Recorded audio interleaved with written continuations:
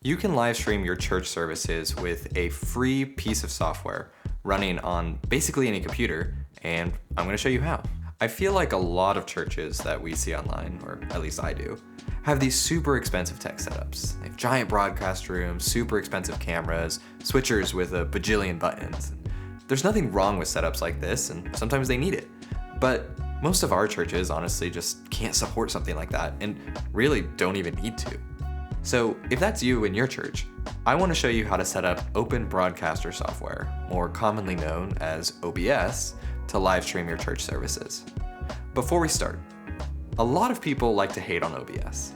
They say it's not stable, it's not reliable, etc., etc. And I get it. It's a free piece of software that runs on any computer, so it's gonna have its issues, especially depending on the hardware that it's actually running on. That's why it's important to set your expectations in the right place. I would not suggest using OBS in order to live switch and stream your mission-critical 8-camera 4K live stream to a bunch of multi-site campuses. But if you're just getting started in the world of live streaming, or aren't even sure if you're up for it, it's a great way to start. I mean, there are a ton of professional streamers who rely on OBS day in and day out for their multi-million-dollar businesses, so let's be real, it can't be all that bad. But anyway, let's jump into it. I'm gonna be running all of these steps to set it up on a Mac, but they're almost exactly the same on a Windows machine, so you should still be able to follow along regardless of what kind of computer you're using. First off, we need to actually install OBS, which couldn't be easier. We're just gonna go ahead and Google download OBS, pick that first link, and pick the installer that makes the most sense for you.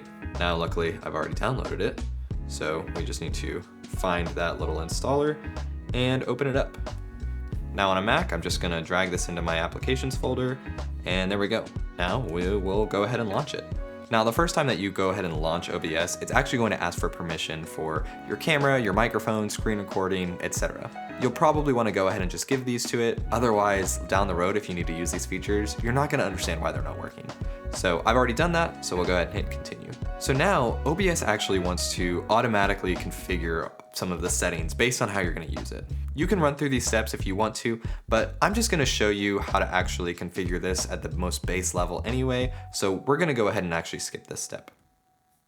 So now that we're in here, let's kind of take a look around. First and foremost, you see this big black screen. Now that's actually just the window of what is going to be on your stream or on your recording. Right now it's black because we haven't set anything up. Next up, over here we have the Scenes tab. Now scenes are a collection of sources, which you see in this next tab here. And sources can honestly be anything. They can be the webcam, they can be an audio source, they can be a video file or a picture on your computer. They can be a camera that you have plugged into your computer. Really, the sky is the limit on what those sources are. So a scene is a collection of those sources. So let's say a camera and an audio source. And you can create multiple scenes. Then what shows up in this box is the scene that you've configured, and you can switch between your scenes. So if we think about a multi-camera live stream, you'll probably create, let's say, 3 scenes, and each scene will be a different camera and potentially a different audio source, depending on how you have things set up. Then as you want to switch from one camera to another, you're really just switching from one scene to the next scene. Does that make sense? It will as we get more into this, but let's keep moving. Next up, we have the audio mixer, and this actually just shows any of the audio sources that you have set up. You can configure them here, turn them up or down, mute them, do all sorts of things. Then we have scene transitions, where you can set up how your scenes will actually fade or cut or do whatever to transition between them. And then finally, you have your controls tab. So start streaming, start recording. Those are super obvious. Studio mode, settings, exit. We'll get into some of these. Some of them you might just explore on your own later on. So that's the general lay of the land, but let's go ahead and actually demo something so you can see how you would set it up for your church live stream. We'll start over here in scenes. By default, it gives us one called scene. We'll just stick with that. It'll just be a blank canvas where we can start all of our stuff. Now we need a source. So if we click this plus button, you can see all sorts of different options here.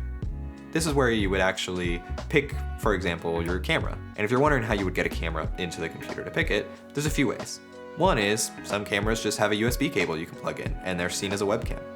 You also might use this little $15 HDMI capture stick that you can get on Amazon, and it might work forever, or it might work for 3 minutes, or it might not work at all. But for 15 bucks, it might be worth trying out. Or you can go the full way and get a separate Thunderbolt enclosure for a PCIe capture card that you'll plug in and support up to 8 cameras or whatever it is you're doing. You might not be doing that with OBS, but those are kind of your options. For us though, just as an example, we're just going to go to video capture device. We're going to call it webcam, and then we'll select the device, which is our webcam. Then we can select the resolution we want it at, let's say 1080, and we'll hit OK. So you can see now we have this scene selected. It has a source, webcam, and now we actually see that source showing up here in this section. If we were to create another scene, call it scene 2, that scene doesn't have any sources, and you can see as we select it, this screen turns black. So let's go back to our first scene. Now, if we were building an actual live stream, I would also add an audio source that I was getting from my soundboard. And in order to get that, you're actually gonna need something kind of like this, an audio interface. Now, this allows you to plug in an analog signal, such as a 1/4-inch cable or an XLR cable. And then on the other side, it has a USB port that you can then plug into your laptop, and it can recognize these signals coming into it. Now again, for our demo, I'm just going to use the built-in mic. And OBS by default actually pulls that in right here. If you're really doing this for your church live stream, you're gonna wanna mute that mic, otherwise you're gonna have problems. Great, so now I have a scene that has a camera, it has an audio source, but now I need to know how to actually get it to YouTube. Obviously, if I hit start streaming, nothing's gonna happen. So let's get YouTube actually set up to do this. In order to do that, you first of all have to have a YouTube account. If you don't have one already, just Google how to do it. Honestly, it's super easy and straightforward, and it really will use your Google account if you already have one. But just go ahead and do that. I am not gonna try to explain it. Once you have that, we're going to go to studio.youtube.com, and then in the top right, you'll hit create and go live. Don't worry, that's not going to immediately go live or anything like that. Now, once we're here, this might look intimidating, but I promise it's pretty straightforward.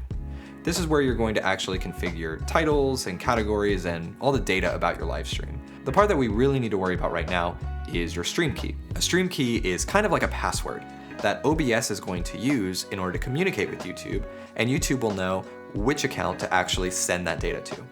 So what we're going to do here is in this dropdown, I already have a bunch here created, but we'll create a new one, and we'll call it OBS demo. Leave these settings exactly the same and hit create. Now we could click on this eye and actually see what that stream key is, but you want to keep that key a secret because if somebody else has it who isn't you, they could actually stream to your YouTube account, and you don't want that. If that key ever does get compromised, you can either delete it or reset it. We'll go ahead and hit copy. Now, let's jump back into OBS, and we're going to go to settings this time. Now, there's a lot of settings in here, but the first one we're going to look at is stream.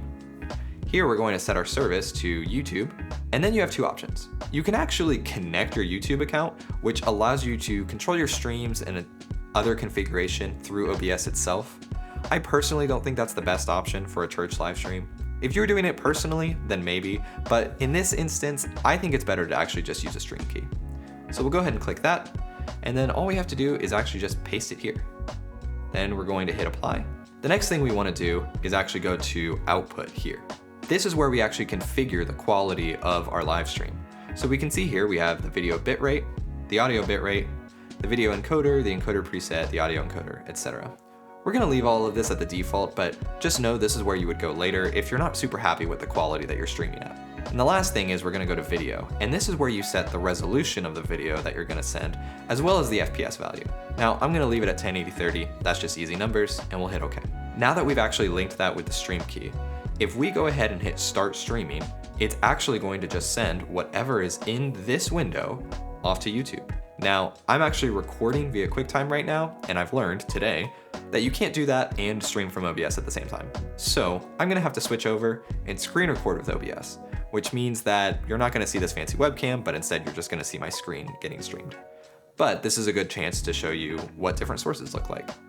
So let's go to scene 2, and we will add another source. And this one will actually just be macOS screen capture.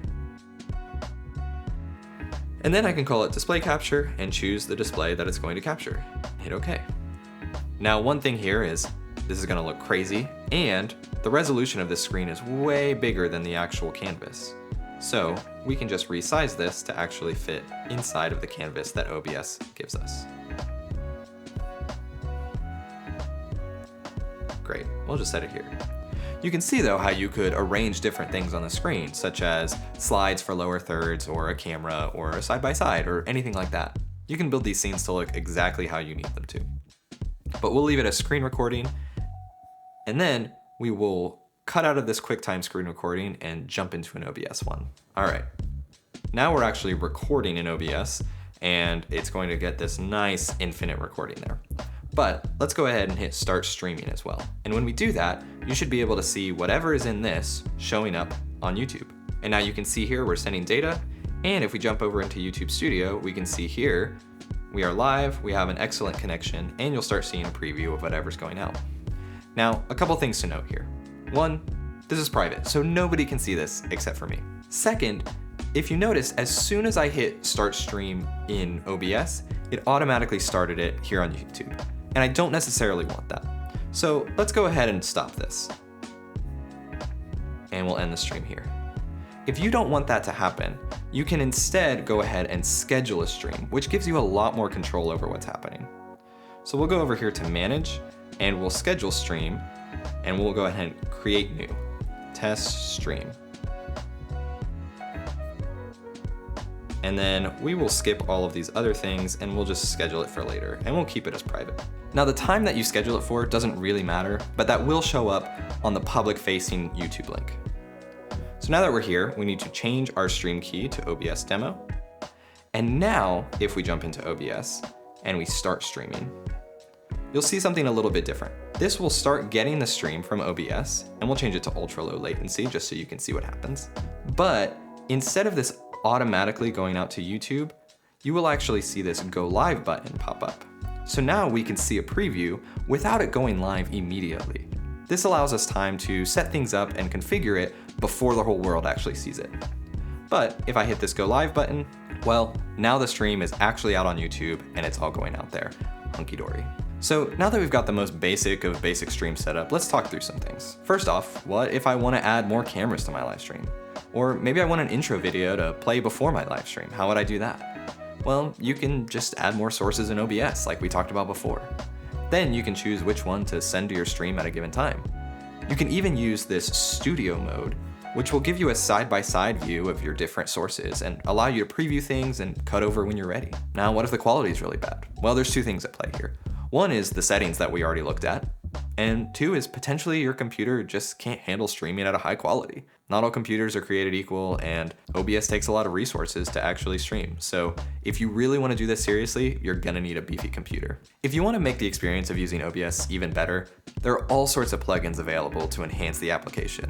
Or you can start controlling it with something like a Stream Deck rather than relying on the mouse and keyboard. One of the big benefits of OBS is that so many people are actively developing for it, so it's getting better and better every single day. Plus, tons of people use it, so if you have questions, chances are that somebody else on the internet has already asked it. Honestly, the sky is the limit with OBS, but it can be tough to manage with a lot of sources, or if you're using an underpowered computer.